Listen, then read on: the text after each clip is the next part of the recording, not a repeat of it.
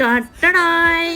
ఇవాళ మళ్ళీ ఒక టింగ్ అదేనండి crazy and lazy recipe and the best weight loss recipe with high protein. కాకపోతే మన లేజీకి ఇవాళ చిన్న పని పడిందండోయ్. అదేంటంటే 12 గంటల ముందే మన వేరుశెనగ గింజల్ని కాబోల్ శనగల్ని నానబెట్టుకుంటాం, అంతే సింపుల్. వేరుశెనగ గింజలు కాబోల్ శనగలు ఉడకబెట్టేటప్పుడు ఒక పచ్చిమిరపకాయ కొంచెం ఉప్పు వేసి ఉడకబెట్టుకోండి, టేస్ట్ అయితే సూపర్ ఉంటుంది. ఫైనల్ గా ఉడకబెట్టి తీసిన వాటిని బౌల్లోకి తీసుకుని దాంట్లో పెప్పర్ పౌడర్, చాప్ చేసిన ఆనియన్స్, టమాటాలు, కొత్తిమీర, నిమ్మరసం వేసి బాగా కలుపుకోవాలి. మనం గింజల్లో ఆల్రెడీ ముందు సాల్ట్ యాడ్ చేసుకున్నాం కదండి, ఇప్పుడు కొంచెమే యాడ్ చేసుకోండి. ఉప్పు ఎక్కువైనా టేస్ట్ కుదరదండోయ్. వీటన్నిటిని వేసి చేత్తోనే కలపడం మర్చిపోకండి. వాళ్ళ మీద ఉన్న ప్రేమ మీ చేతిలో రుచితో వెళుతుందండోయ్. మర్చిపోకుండా చేత్తోనే కలపండి, టేస్ట్ అయితే సూపర్ ఉంటుంది. అన్నట్టు వెళ్లే ముందు నాకు బూస్ట్ చల్లటం మర్చిపోకండి. అదేనండి మన తేజ్ లహరా ఛానల్ ని please like, share and subscribe. Thank you, bye.